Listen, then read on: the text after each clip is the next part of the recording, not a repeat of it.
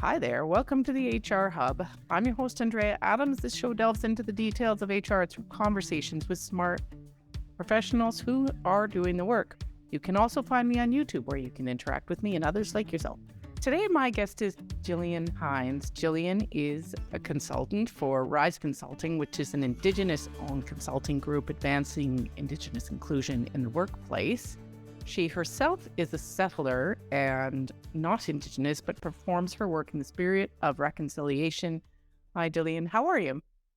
I'm doing really well. Happy to be back. It's always great to chat all things HR with you. Yes, and I'm really looking forward to this one. Like I said, I have been asked about it, and I have done myself. I've done some consulting with Indigenous groups, and it's just always good to know more. But to kick us off, can you do a land acknowledgement? Absolutely. I'd love to start us off in a good way. And so we always teach at Rise, or what we're taught is we have, to know where we're going, we have to know where we've come from.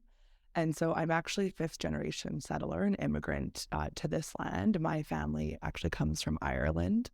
We settled onto the coast of Newfoundland, which is the original home of the Beothuk and Mi'kmaq peoples. And now I think, like you, I make my home here in the Treaty 7 territory. So this is the home to the Blackfoot Confederacy, so the Siksika, the Piikani, the Kainai First Nations. This is also the home of the Ithka, or the Stoney Nakoda Nations, who are the Chiniki, Bears Paw, and Wesley First Nations.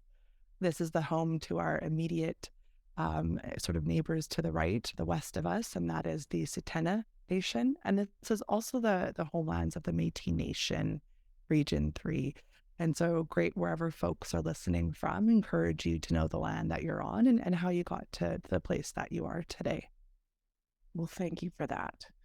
And today we're going to talk about decolonization. And I know we've had a couple of other topics in the past, but can you talk specifically about decolonization? What is it? It's a great question. And it's big. And also I'll start with saying that it's really the process of unlearning these colonial biases or ideologies. And in this case, when we talk about reconciliation, these sort of biases that inhibit Indigenous perspectives and ways of life. And it really starts with us, right, as HR professionals, as leaders, as people in the workplace, where we really rethink these biases and assumptions that have formed. And this can be maybe around, and we'll talk a bit about this later, but around holidays based on the Christian calendar, right? There's a colonial bias or assumption there. But it's really about rethinking these things, and particularly with the lens of Indigenous peoples and their cultures, and allowing for the sort of adoption, integration, inclusion of Indigenous cultures and ways of knowing into the workplace. So it is quite big, but it's that process of unlearning and relearning, and it really examining the things that we've set in place in the workplace to become more inclusive to Indigenous cultures. Okay, so how do you see the concept of decolonization applying to HR? Yeah, well, again, I look at, I think about this idea of sort of power to influence with HR, and then I'll talk about how I see decolonization. But with an HR professional lens, sometimes we have power in our roles, right? And power it's the ability to decide what the problem is in the workplace, what needs to be done about it, who solves it, and when, in what capacity and with what resources. And so we hold those roles of power when it sometimes, right, when it comes to maybe policy decisions, maybe certain decisions about compensation programs, what's part of a health and wellness benefit, where we may not, then on the flip side, we may not always hold the power. Sometimes that's leadership roles, but we have the ability to influence. And so that's the opportunity to amplify, support, and advocate for thinking about our workplace in different ways. And so then at the heart of really creating a decolonized and equitable workplace, it's about our ability to influence, to name, identify, and change our organizational structures that may have been built on some Western characteristics, right? And these can show up in our performance management, in our hiring processes, in our learning and development, our compensation, everywhere. And so it's how we examine and remove those biases and barriers to foster a workplace, in this case, where Indigenous peoples feel valued and that they belong, and where non-Indigenous peoples are really engaged, right, in reconciliation. You mentioned Indigenous inclusion just towards that answer. Is that ultimately what decolonization is about, or is it something else? It's probably an and, Okay. because it's a big topic. It is about knowing, right, that truth. When you talk about taking that U of A MOOC, or the massive open online course, if folks don't know, right, that's the truth. And so you start with, let's learn the truth of the past and the current sort of reality that Indigenous peoples face on this land. And then reconciliation is when we start to move forward in relationship. And so then we layer on decolonization. It really is about inclusion in the workplace, but through that truth, through the reconciliation and building of relationships. And so, Andrea, it's everything from sharing the truth in organizations through different training programs, developing health and wellness programs that are informed by Indigenous cultures, and I can share examples. When we think about attraction, recruitment, and retention of Indigenous peoples, we really consider the uniqueness that Indigenous peoples, will bring to an organization. It could be capacity building through really reciprocal mentorship programs in an organization. But that is decolonization. It's really just, it's shifting our frame of mind in how we set up our workplaces and challenging those barriers and biases to come to something that is more inclusive to many cultures. Well, let's talk about that health and wellness. You mentioned examples of how that could be different in using a decolonized point of view. Why don't you just go ahead and talk about that? Absolutely. And honestly, if you give me almost any part of HR, I can tell you how it could look. I've got another question. Something comes to my mind. Oh, unless you go really deep on something, then we'll see. Yeah, well, with health and wellness, it's I see it evolving, but in traditional sort of health and wellness programs, we might tend to focus on Western medicine, right? Where you go see a doctor, you go to a psychiatrist, you get a prescription. That's a very sort of traditional Western approach to mental health in this particular case. If we think about Indigenous cultures and we start to integrate that way of being into our health and wellness, that could look like a lot of different things. That could look like access to an elders program where you have the ability to connect with an elder as an Indigenous employee and, seek spiritual support. That could look like access to trauma-informed counselors, which are psychologists, different than non-trauma informed. That could look like reimbursement of expenses related to traditional medicines, smudge, tobacco. Smudge is a ceremony, but tobacco or sweetgrass or other traditional medicines and ceremony supplies. And so instead of sort of saying, no, we're not going to pay for, your tobacco to go and hold a smudge ceremony, it's, actually, our healthcare spending can be more broad. And you can use it for the things that really support your spirit and your mental health and wellness. And then if we do that for Indigenous cultures, if we start to broaden that lens, how might we then sort of include many cultures in that spiritual practice? So often we're in cost control when it comes to, is this going to add cost? Well, I sort of say it doesn't have to, right? So if let's say you have a $1,500 healthcare spending account, you don't have to add to that per se, but what you can do is widen the parameters of what gets to be claimed on an HSA. And if you're allowing someone to claim a spin bike, might you allow somebody to claim spiritual support and sacred medicines and access to an elder for their healing journeys? Yeah, for sure. For sure. Can you think of a different example, an area of HR where we really need to be looking at decolonization that's not health and wellness? Oh, I'll give you maybe one or two, probably more than two. I'll start with two. Okay. Honestly, I won't call it a quick win per se, but one that is, I think, fairly obvious in most organizations is really that time off. And I know we talked a little bit about bereavement even in our first discussion together, but many of our corporate calendars, a little bit related to stat days, are shaped around Christian calendars, Christian dates of time off. And so, could we move to something that's more flexible and paid time off to say we acknowledge that, and this isn't just for Indigenous peoples, but we acknowledge that people may not celebrate Christmas. And so instead of taking that day around Christmas, could we do a day in lieu on winter solstice or Ramadan or whatever that sort of celebration is for you? And certainly, bereavement leave, we've talked about that, where let's broaden out the definition of family. In many cultures, it's broad, and it does, why is it 3 days? Why can't it be 10 or whatever that looks like, right? And so just in how we look at our time off, I think is a really great opportunity for organizations.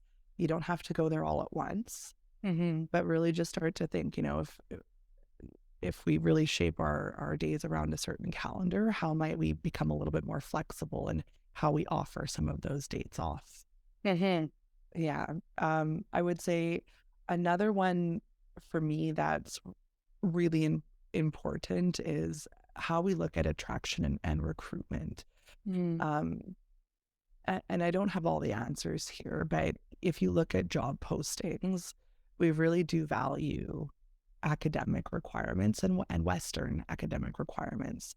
We actually see this with, newcomers and immigrants whose academic requirements aren't as valued as, North American or Western European per se.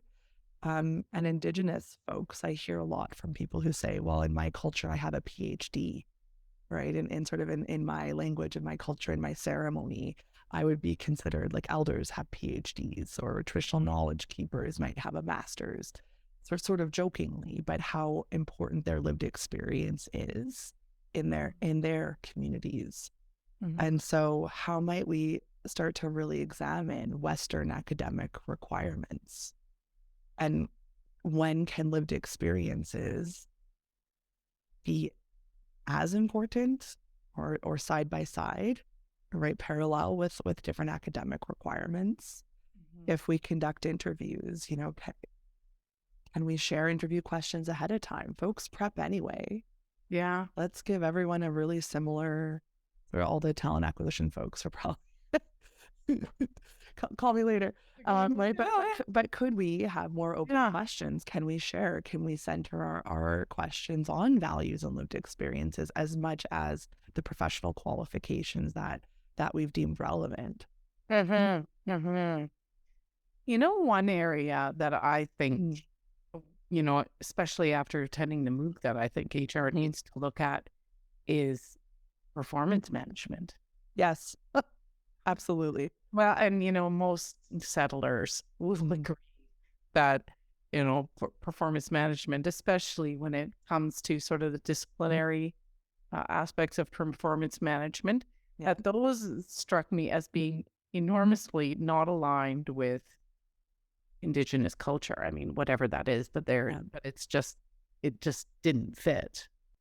Yeah, this is a big one. And, even think about our performance management systems, to your point, certainly the sort of corrective discipline, progressive discipline systems, but even how we rate folks. So, like a lot of organizations use pay for performance. It sets a really competitive work environment. Right. And in many Indigenous, sort of another way of being in many cultures is connection and collaboration and community. And so that's a great example of, we've set up this performance structure with a Western ideal in mind that actually has really negative impacts on people in the workplace, right? It creates competition. It leads to some toxicity. So what if we looked at it from an Indigenous worldviews, where we say, what might happen if we valued co-creation, collaboration, and community in our performance systems as much as we value individual output and quantity and rate these things? And so just that simple question, and maybe you're not redoing your whole thing because all your systems are deeply entrenched, but maybe that question allows you to start to say, let's talk about how people collaborate. How do they work together? What's a great example of somebody who's amplified another person in the workplace?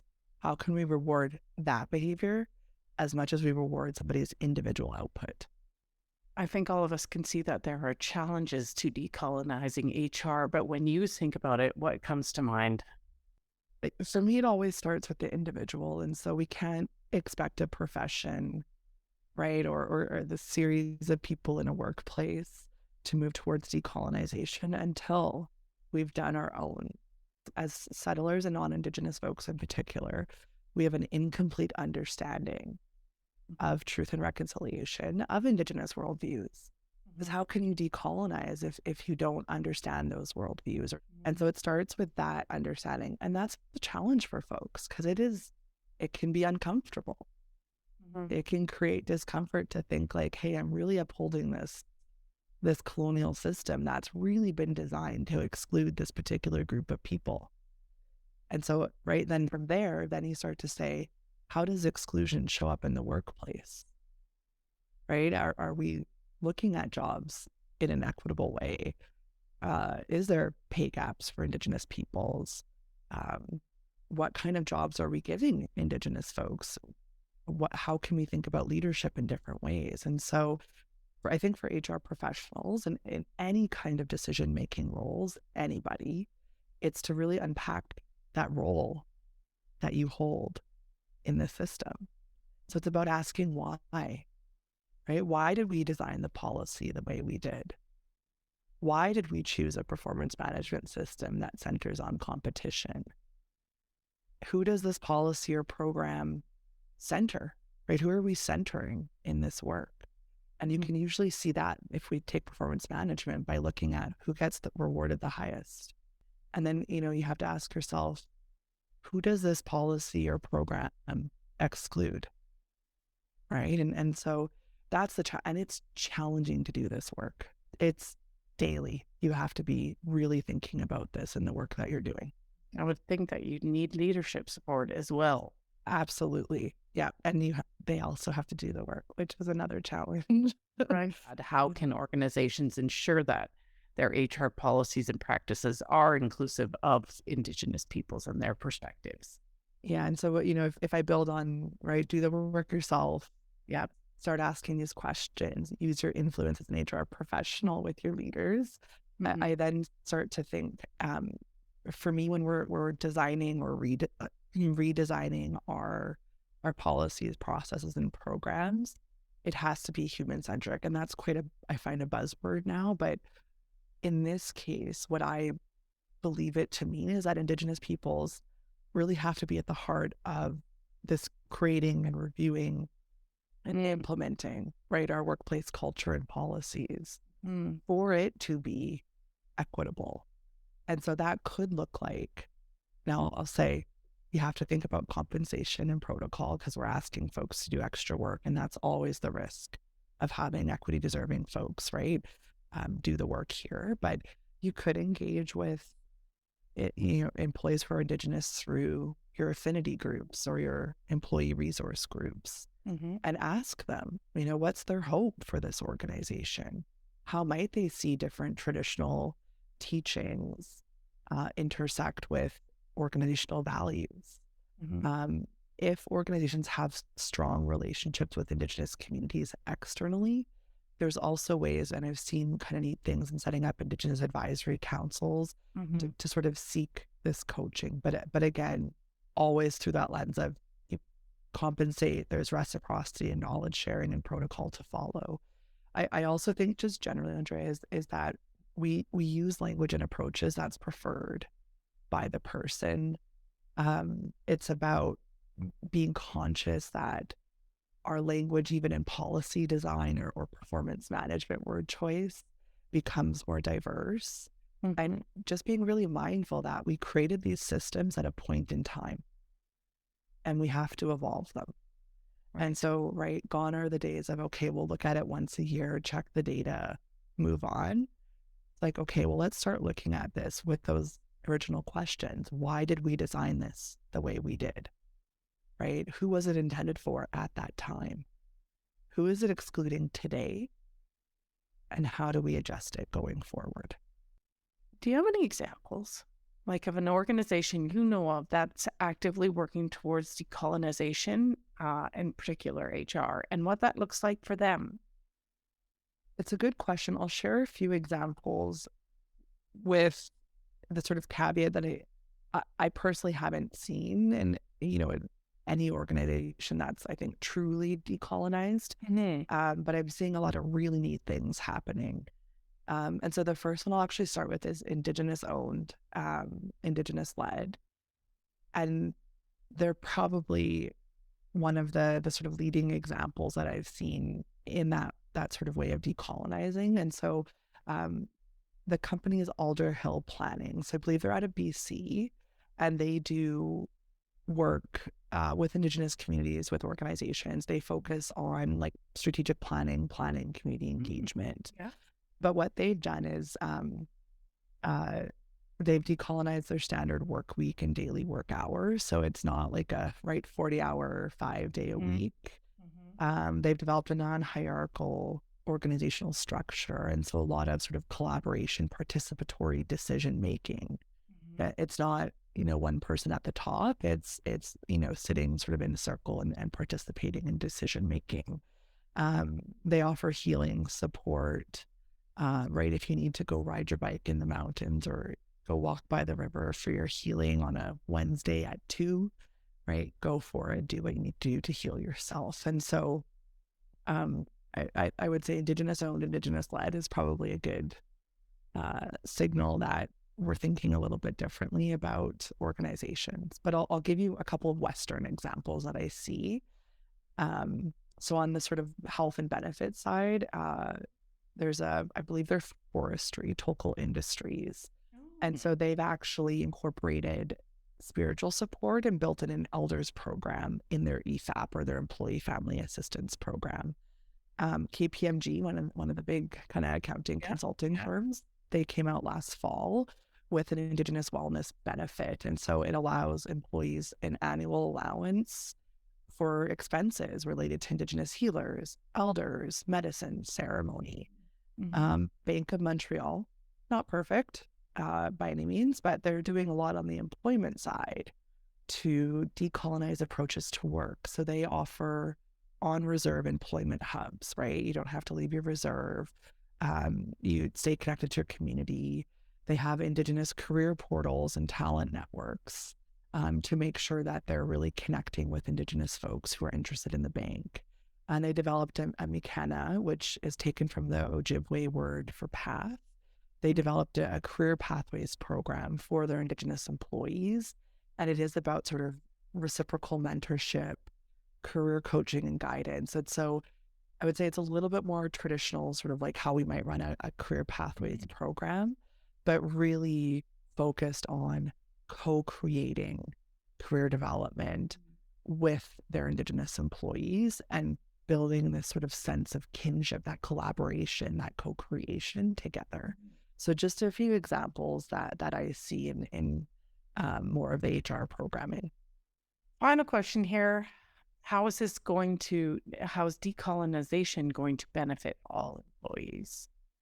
I truly believe when we do the work to learn not only the history that we've had in this land, and I keep saying history, but there's still current harm for Indigenous peoples in this land. I think that starts, right, the truth. I think that truth really sheds a light on the role that we all have to play in this country. And then I think about the workplace, when we have the opportunity to learn different cultures, different ways, right?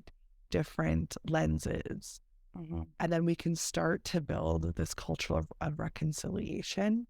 It's very similar to like inclusive and cultures of belonging, right? We're ensuring that folks can come in and bring really different perspectives and make us better as organizations, right? And we know there's return on investment there. We know there's a sort of a bottom line increase. We're more innovative when these things happen. And in Canada, we have a responsibility to Indigenous peoples as the original peoples, the current peoples, the stewards of this land. So I would say it's all the sort of same. I don't love the business case, but it's the business case, right? All the business case things we hear. Yeah. And then, like I said, if we just start to think of it differently, right? How does, on the performance side, how does co-creation and collaboration create better outcomes for us if we were to build that into our performance management process? Might we all work better together? Might we not step on each other to get to the next position? Might we come together as a team and deliver something better together than we would have done as individual components of that system? Well, thanks, Gillian. That was so important. I would encourage everyone out there to take their own personal steps towards a reconciliation. I highly recommend the MOOC. It was one of the best courses I've ever taken. It was just so fascinating, as well as beneficial. But we have reached the end of this episode. Thanks for listening out there. We'll catch you next time when I talk with another insightful guest.